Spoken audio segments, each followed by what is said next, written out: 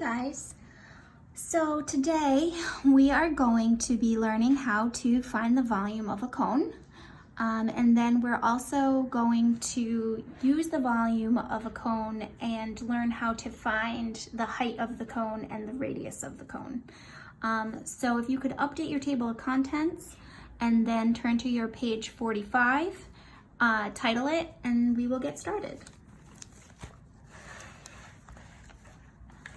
All right, so the first thing that we need to talk about to find the volume of a cone, and I had this really cool idea and then I couldn't do it because I didn't have 3 ice cream cones, but let's look at, so I'm just gonna have to teach it to you. Oh, excuse me, I'm really tired. Let's look at the formula to find the volume of a cone. So the formula is V equals 1/3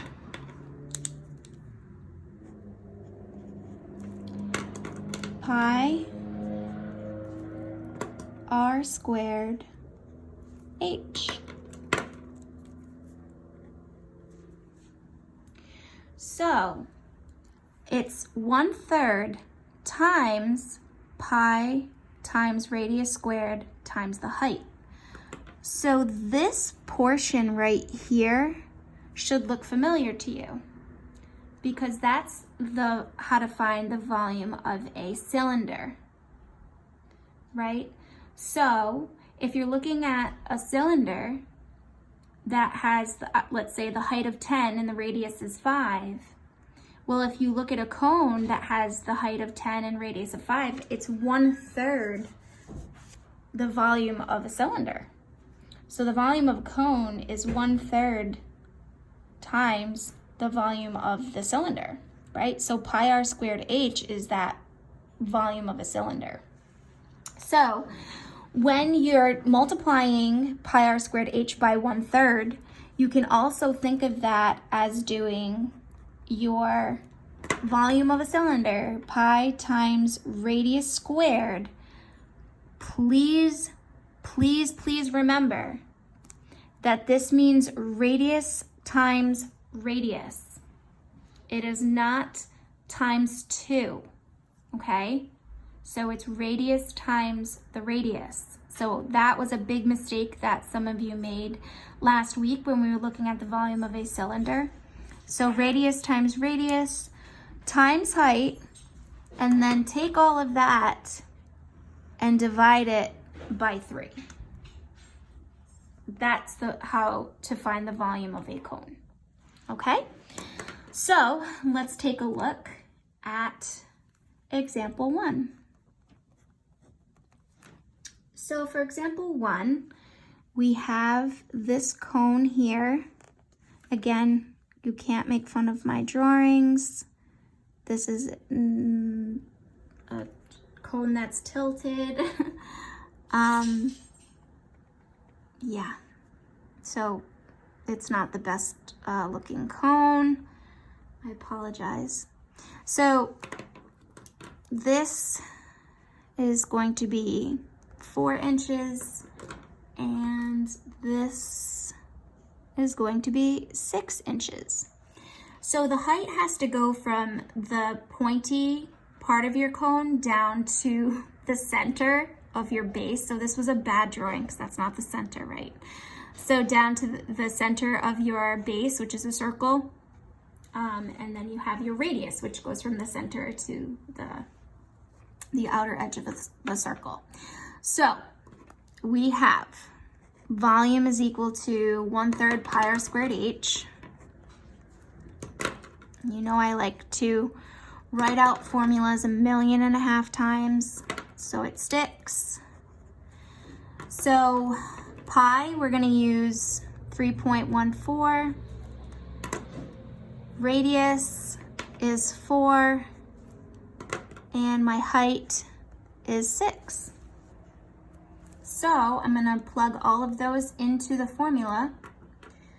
So I have volume is equal to 1/3 times 3.14 times my radius, which is 4 squared, times height,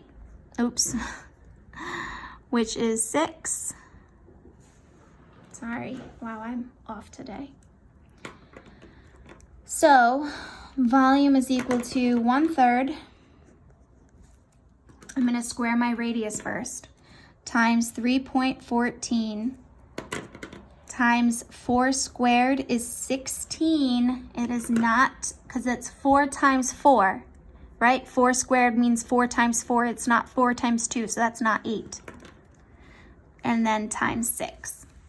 So what I do in my calculator is I do 3.14 times 16 times 6 divided by 3. And we get 100.48. So our volume is 100.48 inches cubed.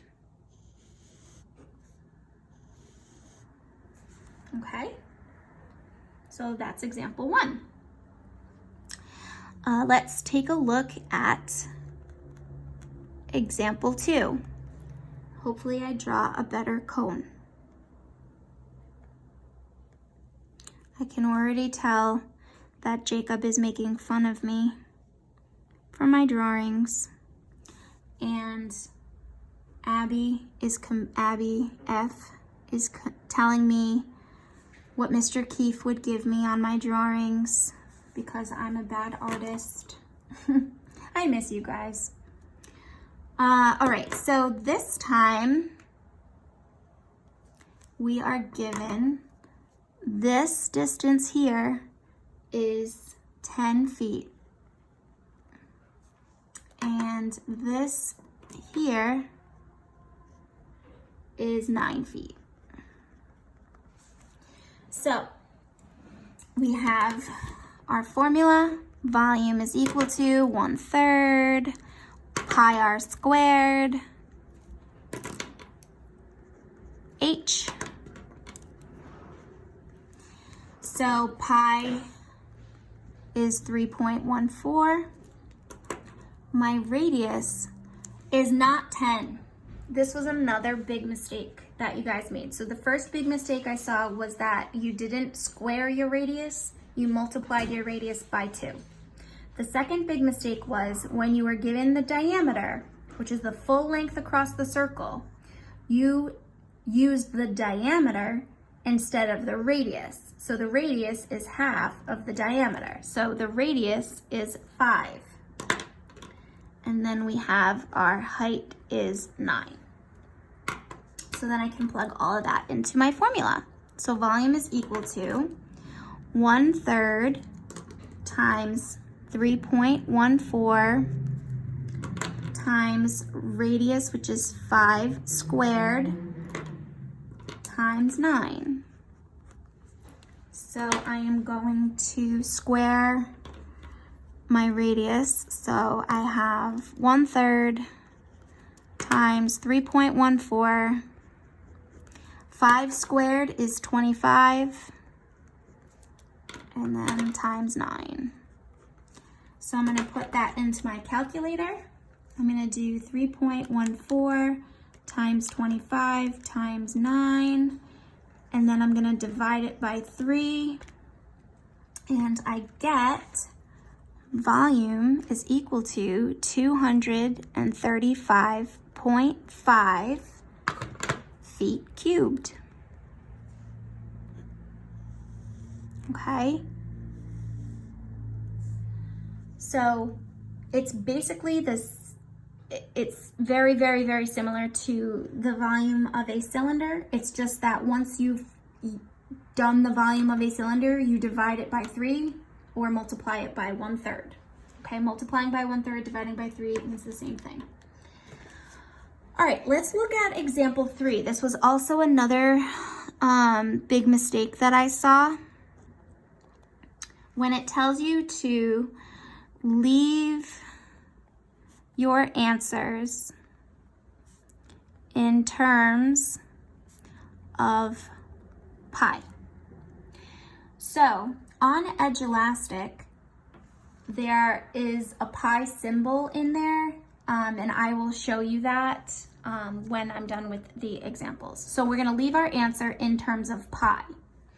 So we have a cone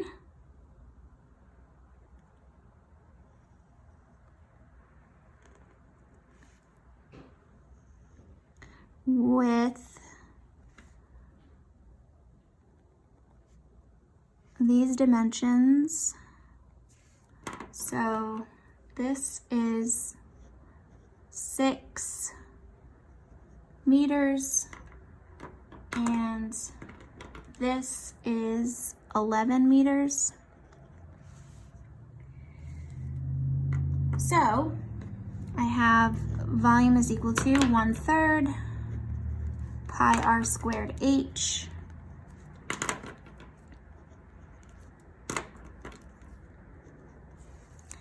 So pi is going to stay pi. You're not going to do anything with it. You're just going to tack it on at the end. My radius is 6 and my height is 11. So I have volume is equal to 1/3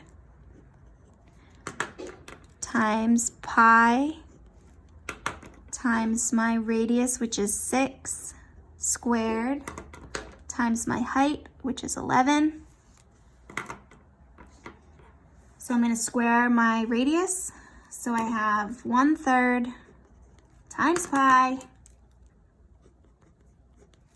times 36 times 11.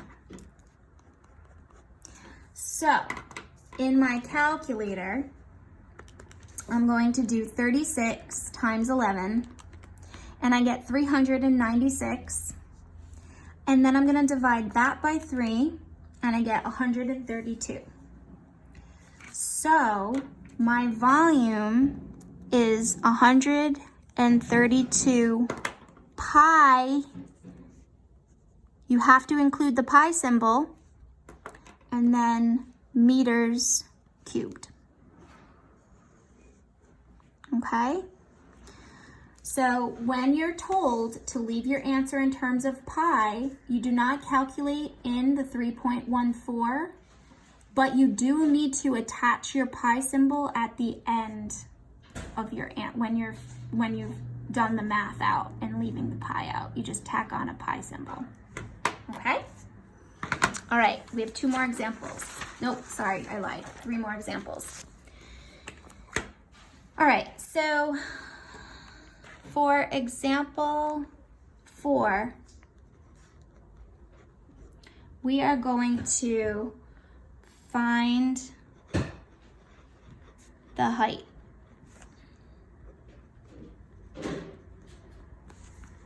So we have a cone.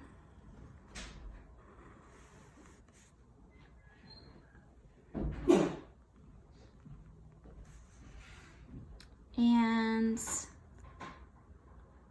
we are given that this is 5 centimeters. And we are told that the volume of this cone is 209.33 centimeters cubed. So there's no pi in this answer. So that means that they used 3.14 for pi. So we have to calculate that in. So we have volume is equal to 1/3 pi r squared h.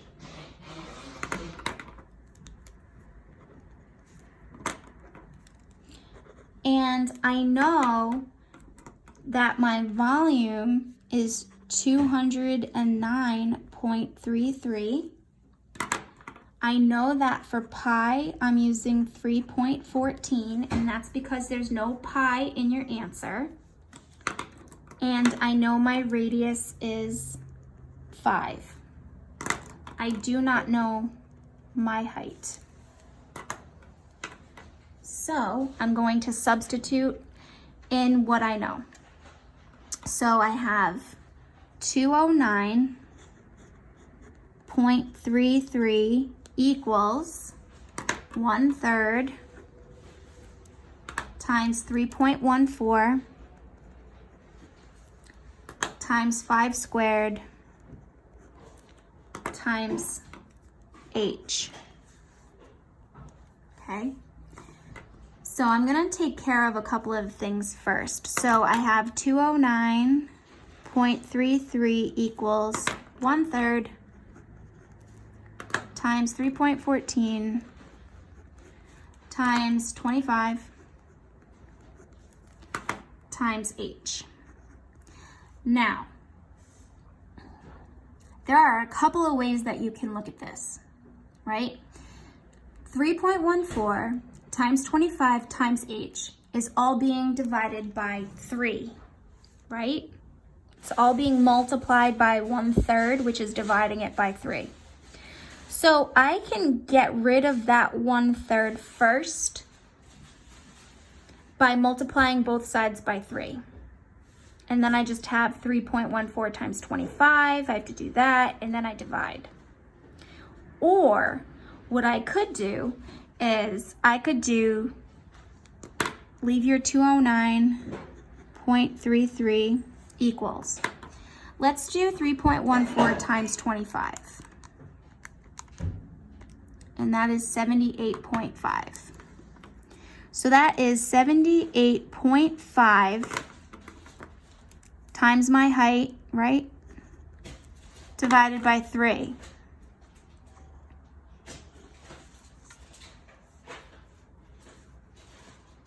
Yes, my height is divided by 3 as well, okay? So, in order to get h by itself, you can first multiply by 3, then divide by 78.5. Or you could multiply both sides by the reciprocal here, 78.5 over 3.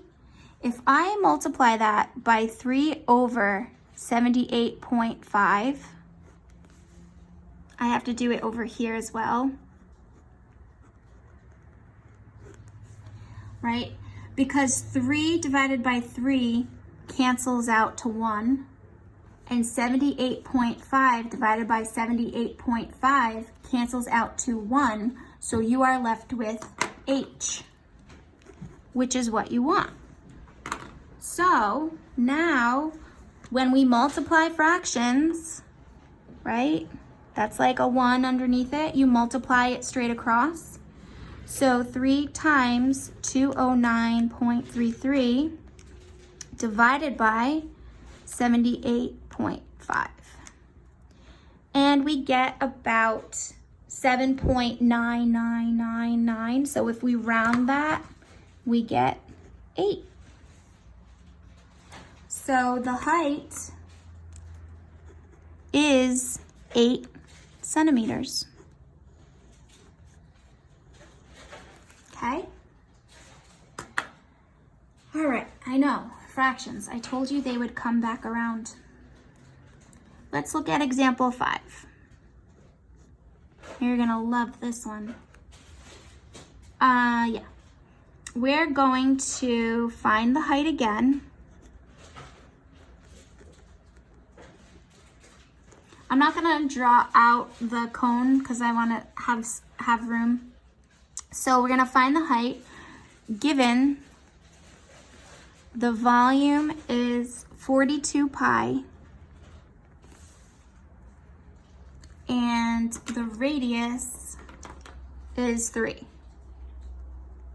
Okay, so you're given that the volume is 42 pi and that the radius is 3. So I know volume is equal to 1/3 pi r squared h. Okay, so do you see how there's a pi left in your answer, right? So that means we're gonna leave pi as pi. So for volume, I have 42 pi. Pi is gonna stay at pi, and and r is 3. So I have 42 pi equals 1/3 times pi, so I'm going to keep that, times my radius squared times h. So I have 42 pi is equal to, so 3 squared is 9, right? Because it's 3 times 3, so a lot of people here usually put 6, but it's 9. So then I have 9 times pi is 9 pi times h over 3.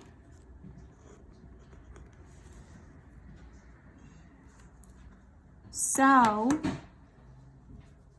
since this is all multiplication, right, I can do 9 divided by 3, which is 3. Or, if you don't understand that part, let's multiply by the reciprocal. So 3 over 9 pi is going to get me h. So I have to do 3 over 9 pi as well on the other side, right? Because you have your line there. So the 3's will cancel, the 9 pi's will cancel, and you're left with h. So if you do 3 times 42, we have 126 pi over 9 pi equals h. The pi's will cancel, so we just do 126 divided by 9, and we get 14. So 14 is equal to h. So our height is 14 units. Okay? Whew. All right, last one. Let's look at finding the radius. So example 6, find the radius. Given the volume is 974.97, and the height is 11.5, and these are meters. So again, in your answer, there's no pi, so that means they used 3.14. So I know volume is 974.97, pi is 3.14, radius I don't know, and my height is 11.5. So let's substitute in. So I have 974.97 equals 1/3 times 3.14 times r squared times 11.5. Okay. So I don't know what r is, but I'm going to multiply 11.5 by 3.14. So 11.5 times 3.14, and I get 36.11. So I have 974.97 equals. So 3.14 times 11.5 is 36.11 r squared divided by 3. So now I want to solve for r squared.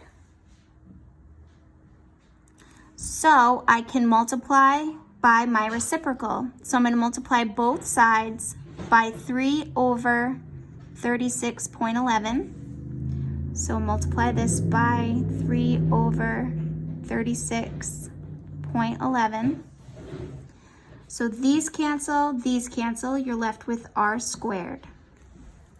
So now I do 974.97 times 3, and then I divide that by 36.11, and I get 81. So now remember, this is radius squared. So radius times itself. So what number times itself is 81? If you were to take the square root of r, you take the square root of 81, you get 9. Or you can think of it as what number times itself is 81, and it is 9. So therefore your radius is 9 meters. Okay? All right, so there are practice problems for you to work on with an answer key, and then there is an edge elastic for you to complete, which will count as a grade. As always, I'm available for help. If you need extra time to complete today's work, please feel free to email me at any time, and I will talk to you guys soon. Bye.